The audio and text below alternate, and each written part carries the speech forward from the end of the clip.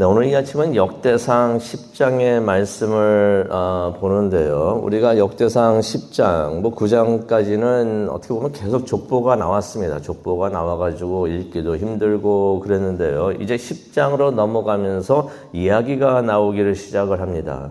근데 우리가 10장을 공부를 하면서 또 묵상을 하면서 우리가 다시 한번 기억하기를 원하는데요. 에스라가 역대기를 썼던 것은 또 다른 역사 기록을 남기기 위함이 아닙니다. 솔직히 역대상 또 역대하를 보면서 그 내용이 사무엘상하고 비슷하고 열왕기상하고 비슷하고 그래가지고 어떤 카멘터리 쓰시는 분들은 그냥 비슷하니까 넘어가시는 분들도 있고 그래요. 근데 이 역대상은 우리가 그 다른 역사서하고 좀 다른 것이 이 에스라가 이 역대기를 쓰면서 이미 사무엘서가 있었어요. 그렇기 때문에 다른 역사 기록을 남기고자 했던 것이 아니고 다른 목적이 있었던 것입니다. 종교적인 목적이 있었던 것입니다.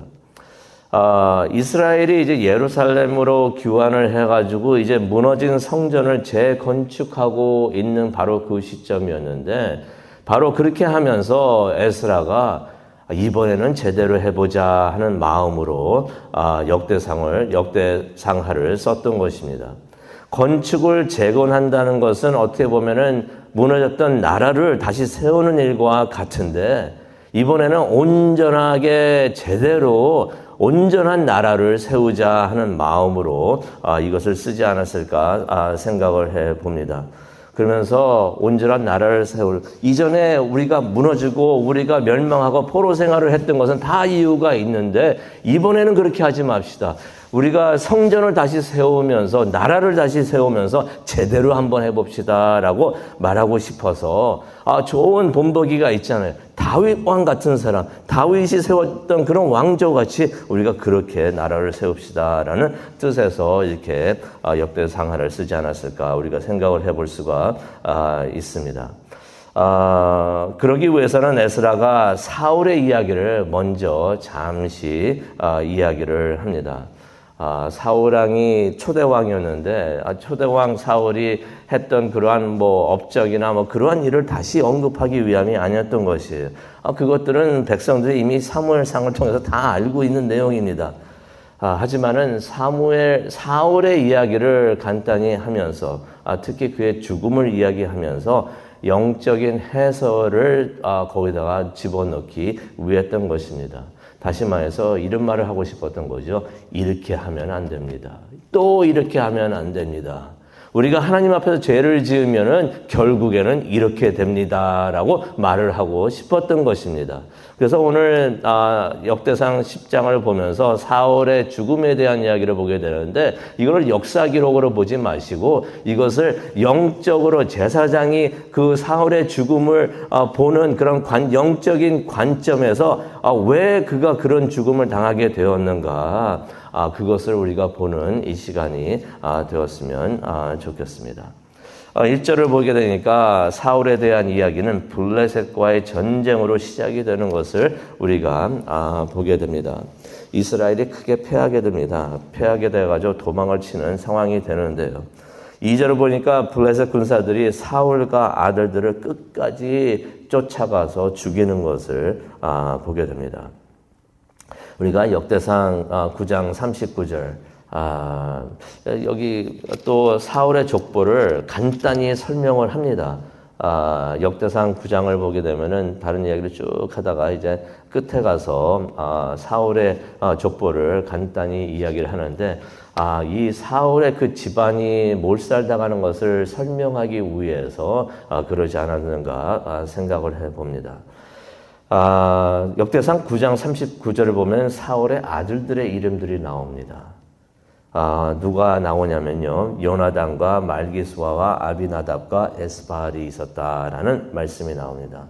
그런데 이 전쟁을 10장에 넘어와서 그 전쟁에 대해서 이야기를 하는데, 그 중에서 요나단과 아비나답과 말기수아가 전쟁에서 죽게 되었다, 전사하게 되었다라고서 기록을 하는 것입니다.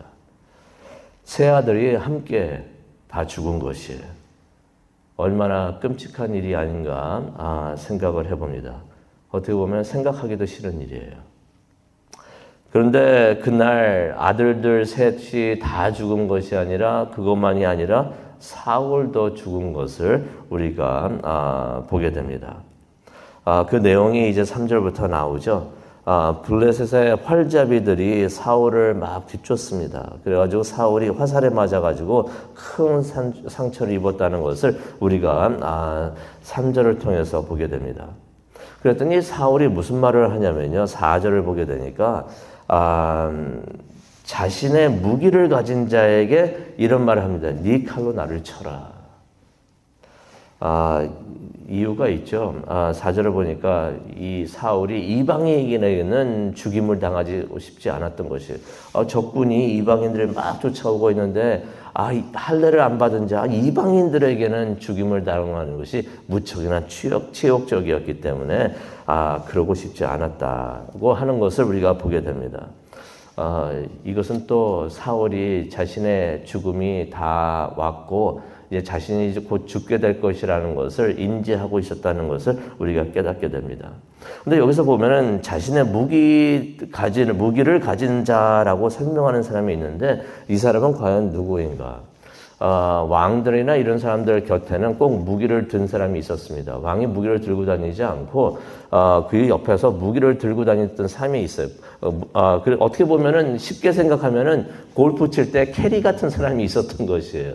무기를 들고 있었는데, 근데 이 사람들의 역할이 뭐였냐면 무기를 들고 있는 것도 있지만은 경호원의 역할도 하고 있었던 것입니다. 그러니까 이 사울이 자신이 죽으면서 자신의 바디가드라고 할 수 있는 사람, 그 무기를 들고 있는 자에게 네가 나를 죽여라. 적군의 손에 죽기 싫다라고서 말을 하는 것을 우리가 보게 됩니다. 그런데 이 무기 든 자, 이 사람이 자기가 지키고 있었던 왕을 죽인 사람으로 남아있기를 싫어했던 것이에요. 그래서 그 말에 거부를 합니다. 거부를 하였더니 사울이 어떻게 합니까? 자기가 칼을 뽑아가지고 칼을 세웁니다. 땅에다 칼을 세우고 그 위에 엎드려져 죽었다라는 말씀이 나옵니다. 죽임을 당하지 않아서 무엇을 했다는 것입니까? 자살을 한 것이에요. 더 안 좋은 죽음을 당하지 않았는가 그렇게 생각을 해 봅니다. 그런데 6절을 가게 되니까 성경에 이런 말씀이 있습니다. 이와 같이 사울과 그의 세 아들과 그 온 집안이 함께 죽었다라는 말씀이 나옵니다. 솔직히 우리가 역사를 알기 때문에 이 말이 완전히 옳다고는 하지 않는 것을 우리가 압니다. 온 집안이 다 죽은 것은 아니에요. 살아남은 자손이 있습니다.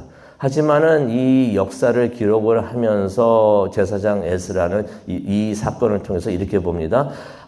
온 집안이 다 죽은 것과 같다라고서 표현을 하고 있는 것입니다. 사울 집안의 침몰을 강조하고 있는 것을 우리가 보게 됩니다.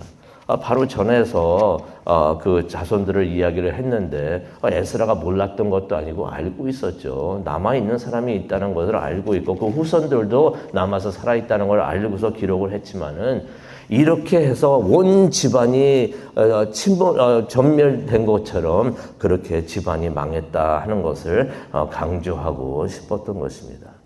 그런데 사울의 온 집안이 죽임을 당한 것에는 이유가 있습니다. 13절을 보니까 이런 말씀이 있습니다. 사울이 죽은 것은 여호와 하나님께 죄를 지었기 때문이다. 구체적으로는 그가 여호와의 말씀을 지키지 않고 무당에게 찾아가 도움을 청했기 때문이다라고 말을 하고 있는데요. 솔직히 사울의 잘못은 이것뿐만이 아닙니다. 우리가 역사를 통해서 가만히 생각을 해도 몇 가지를 우리가 뽑을 수가 있는데요. 사무엘상 13장을 보게 되니까 이런 내용도 있습니다. 이전에 블레셋과의 전쟁 때 사무엘이 기한 내에 오지 않으니까 사무엘 대신 자신이 제사를 수행을 합니다. 이것도 큰 잘못을 했죠. 또 사무엘상 15장을 보게 되니까 아말렉과 전쟁을 하면서 이기지만은 하나님의 명령을 어깁니다. 전리품을 진멸하라고 했는데 하나님의 말씀을 따르지를 않아요. 알면서도. 또 하나님이 선택하신 사람 다윗을 시기를 합니다. 그러면서 여러 번 다윗을 죽이려고 시도를 하고 오랫동안 10여 년 동안 다윗을 쫓아다니면서 추적을 하고 그랬던 것을 우리가 성경을 통해서 봅니다. 또 사무엘상 22절을 보게 되면은 그렇게 하다 보니까 다윗을 도운 사람들이 그냥 미워 보여요.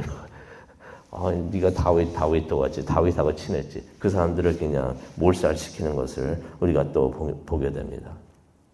그리고 사무엘상 28장을 보게 되니까 블레셋과의 전쟁에서 하나님이 침묵하고 계시니까 신접한 여인, 무당이죠. 무당을 찾아가가지고 자신이 그 무당을 다 내쫓아놓고서 나중에는 무당을 몰래 찾아가가지고 도움을 청하는 것을 보게 됩니다.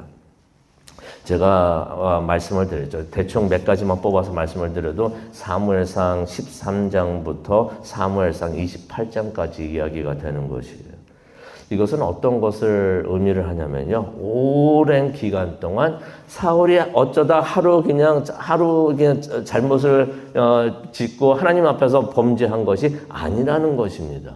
오랜 기간 동안 하나님께 범죄를 했다는 것을 에스라가 13절을 통해서 하나님께 죄를 범했기 때문이라고 말씀해 주는데 이게 어쩌다가 한 번 그랬다는 것이 아닙니다. 오랜 기간 동안 계속해서 하나님께 죄를 범했다는 것이에요. 오랫동안 죄를 범했다는 것은 무엇을 의미합니까? 하나님께서 그러시면서도 가만히 계셨던 것이에요. 어쩌면 사울이 그렇게 생각할 수도 있어. 내가 이렇게 했는데도 하나님이 가만히 계시네. 하나님이 이것쯤은 그냥 눈 감아 주시는가 보다. 이래도 되는가 보다라고 착각을 했을 수가 있는데 그것이 아니라 하나님께서 사울에게 회개할 수 있는 기회를 주시고 계셨다는 것이에요. 그런데 사울은 그걸 깨닫지 못하고 계속해서 하나님의 말씀에 불순종하고 하나님께 죄를 범하는 것을 보게 됩니다.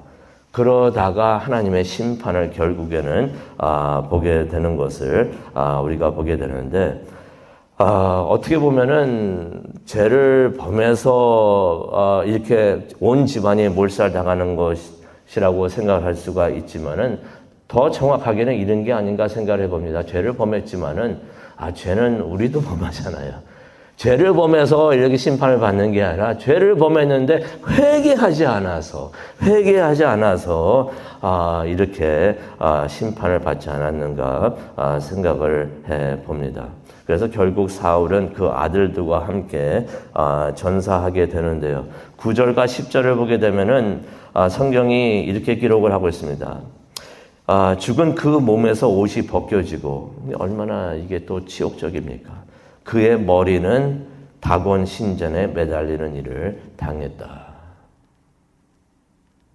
머리만 신전에 매달리는 일을 당했다라는 말씀이 9절과 10절에 기록이 되어 있습니다. 에스라는 그 사울에 대해서 역대상 10장을 통해서 쓰면서요. 이스라엘의 패배와 또 사울의 집안의 몰살을 군사적으로 표현을 하지 않고 있습니다. 군사적 스트래티지 작전이 잘못돼서 그랬던 것도 아니고 군사력 때문에 그랬던 것도 아니고 13절에 나오죠. 하나님께 죄를 범했기 때문에 영적으로 이유를 설명을 해주는 것을 보게 됩니다. 하나님께 죄를 짓고 회개하지 않았기 때문에 이런 일을 당했다. 하나님의 심판이었다라고서 말을 하고 있습니다. 이 말씀을 보면서 우리가 또 겸손해져야 되지 않겠는가, 나 자신부터 겸손해져야 되지 않겠는가 생각을 해봅니다. 우리도 하나님께 죄를 짓는데 그때마다 하나님 앞에 나아가서 인간이기 때문에 꼭 이래야 된다는 건 아니지만은 우리가 이렇게 약한 것을 보게 됩니다. 그래서 하나님께 나와서 그때마다 죄를 회개하고 용서를 구하는 우리 모두가 되었으면 좋겠습니다. 우리가 깨닫기를 원하는 것이 우리가 구원받은 것이 우리의 의 때문에 구원받은 것이 절대로 아니고 우리의 죄를 용서받아서 하나님의 은혜로 우리가 구원받게 되는 줄로 믿습니다. 그래서 우리가 사울을 보면서 이러면 안 되겠구나. 이러면 안 되겠구나 하는 것을 다시 한번 기억하기를 원합니다. 그러면서 14절을 보니까 마지막 절 14절을 보니까 에스라가 이렇게 기록을 하고 있습니다. 결국 하나님께서 사울을 벌하고 이 나라는 다윗에게 넘겨주셨다. 결국 하나님께서는 하나님이 선택하시고 하나님을 사랑하고 하나님을 따르고 하나님께 순종하는 자에게 하나님은 하나님의 복을 넘겨주시는 것을 우리가 보게 됩니다. 다윗도 완벽하지는 않았어요. 하지만 우리가 알고 있죠. 다윗은 겸손히 하나님을 따랐던 사람이에요. 그래서 하나님께서 얘는 참 내 마음에 든다라는 말씀을 하셨는데 오늘 이 아침 우리가 기도를 하면서 우리도 완벽하지는 못하지만 하나님, 우리가 하나님을 바라보면서 하나님을 사랑하고 하나님께 만족을 하면서 하나님을 따라가는 다윗과 같은 사람 되게 하여 주시옵소서. 그래서 하나님께서 부어주시는 그 복, 우리가 완벽하지 않지만은 그 복을 받고 하나님의 뜻을 이루는 하나님의 사람 되게 하여 주시고 하나님께 쓰임받는 사람 되게 하여 주시옵소서라고 기도하는 이 아침 되고 그런 축복을 받으시는 모든 성도님 되시기를 간절히 축원합니다. 기도하시겠습니다. 사랑과 은혜가 충만하신 하나님 아버지 감사합니다. 에스라가 나라를 다시 재건하면서 우리 제대로 한번 해봅시다 라고 하면서 다윗의 이야기를 합니다.